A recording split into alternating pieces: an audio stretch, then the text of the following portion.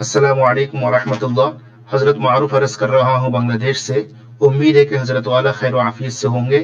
हजरत गुज़िश्ता कल हमारे यहाँ दारुल देवबंद से हमारे बड़ों में से किसी की आमद हुई तो हजरत ने खत्म बुखारी के दौरान मौलाना सआद कंदलवी साहब की गलतियों के सिलसिले में फरमाया, हमारे सामने मसला आया, दारुल ने फतवा दे दिया, उसने उस गलती से रुजू कर लिया, बस मसला खत्म हो गया। दोनों हक पर हैं, यानी शूरा और मौलाना सआद साहब। और इन जैसे मजीद कलिमात फरमाए जिसका क्लिप मैंने व्हाट्सएप के जरिए हजरत वाला की खिदमत में भेज दिया।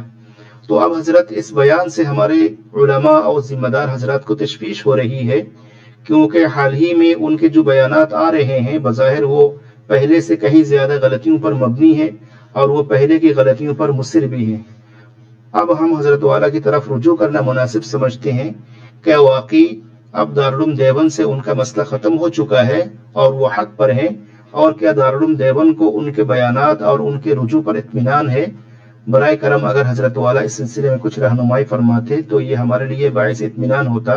अल्लाह ताला हजरत वाला का साया इस उम्मत मरहुमा पर कायम व दायम फरमाए। अस्सलामु अलैकुम व रहमतुल्लाह।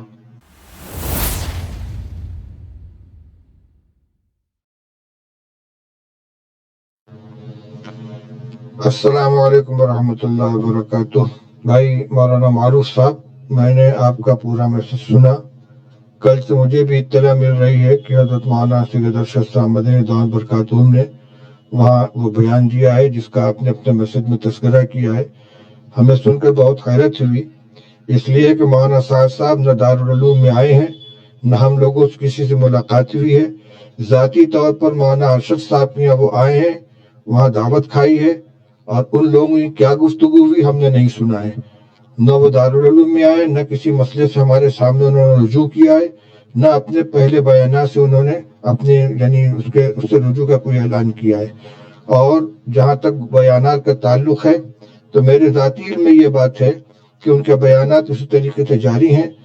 जनवरी के आखिरी हफ्ते में इरशादात अकाबिर के नाम से जो उनके बयानात का मजमुआ शाया हुआ है वो मेरे सामने मौजूद है।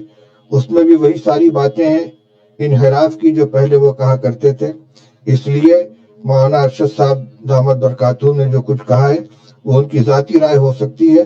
दारुल देवबंद का वो न मौक़िफ़ में कोई तब्दीली हुई है, न उसकी तरफ से कोई ऐलान हुआ है। आप चाहें तो इस वजाहत को दूसरों तक पहुँचा सकते हैं। अस्सलामु अलैकुम वरहमतुल्लाहि वबरकातुहू।